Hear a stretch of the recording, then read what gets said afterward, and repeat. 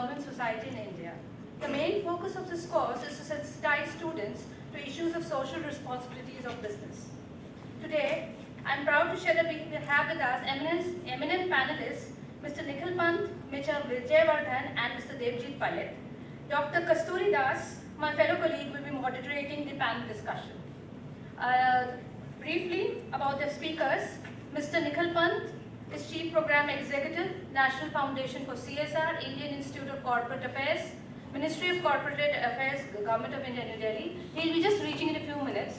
We all know the state of the traffic in the country. He will just be with us in a few minutes.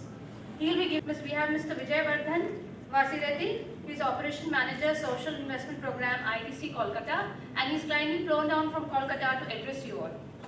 From civil society perspective, we have Devjit Palit, Associate Director and Senior Fellow, the Energy and Resource Institute, Delhi, New Delhi. Since the profiles have been shared with you, I'm not going into the profiles in further detail. And we start with the program. As per the IMT tradition, we start the function by lighting of the auspicious lamp.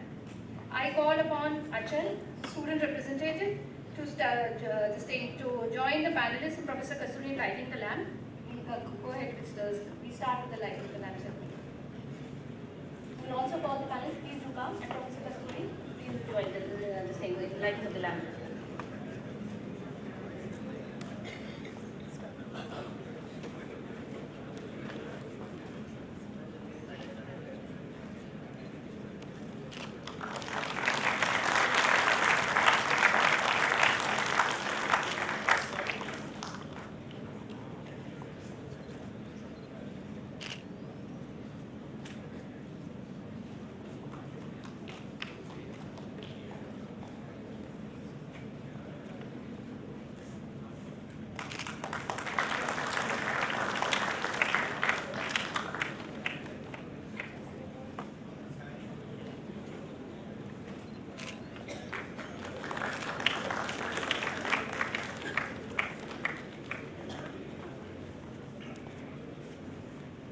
I now call upon Pooja. Now, okay, Mr. Devjit Palit.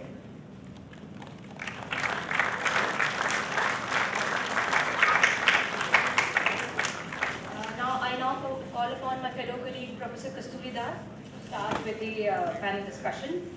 I hand over the session to her.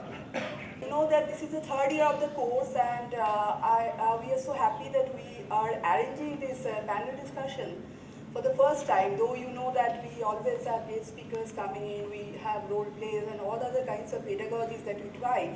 But this is the first time that we are trying this format. The whole idea was to bring on board all the three kinds of perspective on business, government, and society on a particular issue, like the Companies Act 2013.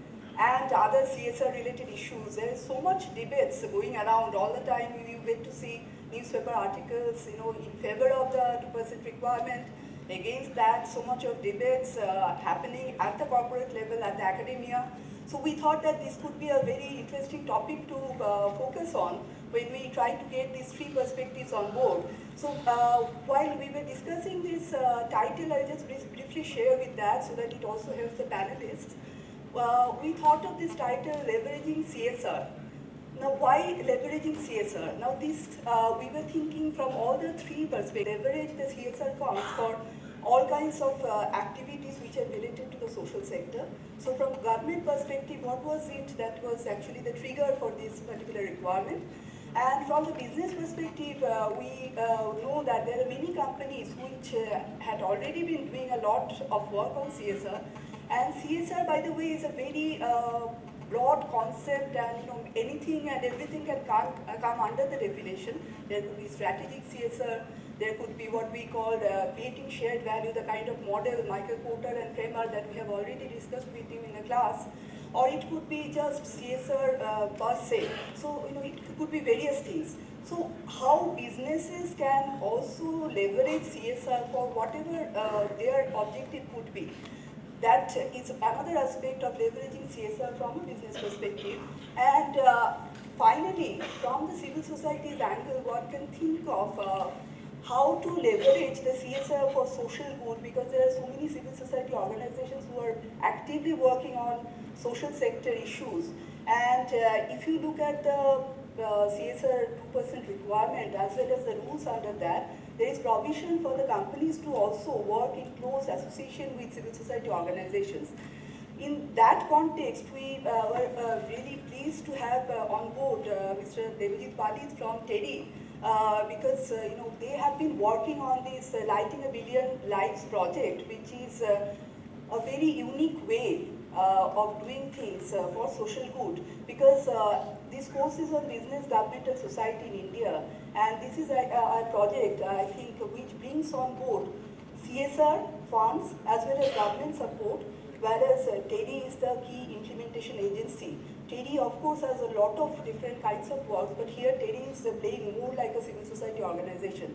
So that was the reason we wanted to have on board TEDI as the Lighting a Billion Lives project as a case study on that. And we are very pleased to have from ITC, because ITC has been working for so long on CSR or strategic CSR. I mean, he's here, Mr. Ghaziabad, to share his perspective on that. So that was the whole idea behind the title of this particular session, leveraging CSR. So it can be leveraging from government, from the civil society, or from the business perspective. With that brief introduction, please. And we are pleased to have Mr. Nikhil Pant, he is from IICA, to give us the government perspective. I request Ms. Pooja Ahuja, our academic associate at IMT, to please felicitate Mr. Pant with the bouquet. Sorry for being late. No, we can understand Mr. Pant,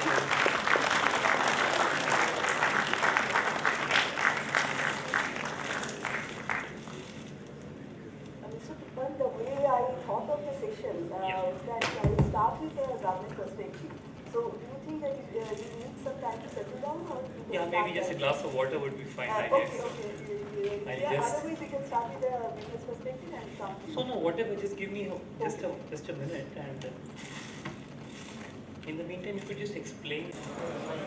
I am extremely sorry for being a little late. I had some very urgent work, to answer some of the queries in the ministry in the morning. So I wanted to do a quick recce first of all to understand as to what is your background. So if anyone could just raise their hand and let me know.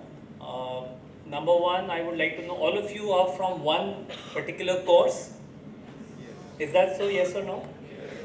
And what exactly do you study about CSR, for example? Anyone could just raise their hand. You generally study about CSR the way it is done globally, how you define it in India now with regard to the new law, or who could just give me one answer on this as to what is your perspective or what is part of your curriculum? Because then I'll kind of speak the next 5 minutes to give you a perspective. It will help me understand. Anyone? Yeah, please. Do they have a mic? So good morning, sir. Good morning, panel. We are all from PGDM second year, and we have studied CSR under various courses. First, we did that in LEB. That was legal aspects of business that we were taught in first semester. And then in the current semester, we have the subject BGSI, Business Governance Society in India. In this particular subject as well, we are studying CSR, and mostly we deal with Indian CSR, the new Companies Law and Companies Act, and what is covered, what is not covered, and a bit of detail. Sounds good. What's your good name? Anirudh. Anirudh. Thank you so much. Picture that I had sent to ma'am over here. How many of you read that? Just raise your hands very honestly. Very honestly. I can't see the hands. Still, make it a little bit more clear, please. So that would be about, 10%. What about the other 90%? Are you aware that there is a new law in the country? Yes. How many of you are aware that there is a new law in the country? Raise your hands. Chalo, some law, line by line. Raise your hands. So when was the law enacted? No? Just raise your hand, let me see. I need to know the level of the datum of my audience, then I'll get started. So when was the law enacted? Can anybody raise their hands? What is the law called?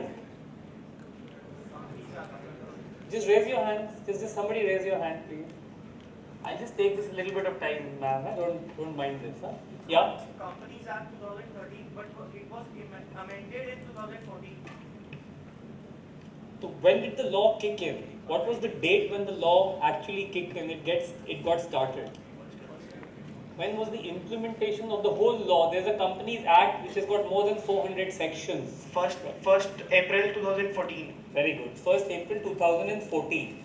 Now the law has more than 400 sections, right? And one of those sections is the section which is on CSR. What is that section? Do you know the number of the section? 135. It is called section 135. Alright. So I'm just getting a feel of where you guys are coming from. It is extremely important for you to know the text of the law. Unless you don't know it, you can't study it. Let's be very clear about it. Okay? Then you need to know the sense and spirit behind the law. There is a reason why the law was enacted. You are in a democracy. You go and vote. And that's what you send your MPs into parliament for. If you are so ignorant as young voters in India, it can be very serious implications for the country. You have to become much more aware. Now coming to the CSR legislation, the law, the sense and spirit of the law is that over the last 20 years, after liberalization, Indian business has done very well. Right? Since the time the liberalization of the Inspector Raj was removed in the early 1990s when the when the Narasimha Rao government had kicked in the early 1990s. Are you aware about that? Yes. You must have read that in your business assignments and all of that.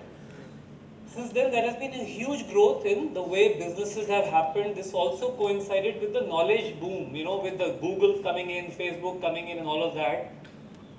So Indian business and Indian GDP, etc. grew at a very rapid rate, but this lacked equity. There was lack of equity. So what happens when you become rich or in a family, if the head of the family earns good money and they have 4 or 5 children, and maybe 2 or 3 of them earn well and the other 2 remain paupers, what is going to happen? It may lead to discontent. Yes or no? So, the people whom we vote in, that is the parliamentarians, they felt that they needed to have a new section in the new act which was coming in, which was section 135, which was the new Companies Act, and it replaced an old act, an old Companies Act. What was that called? Anybody can tell me? 1956. Yeah, it was the Companies Act of 1956 that had to be changed. You'd have to tell me a minute before I stop, Professor, huh? Otherwise I'll just keep carrying on. So, they thought that because of this lack of equity, if in a young nation we have more wealth and with that more unemployability of the youth, is that not leading to anarchy? Yes or no? It can lead to very serious implications. We saw what happened in the Nirbhaya Kand. Young people who are unemployed on the street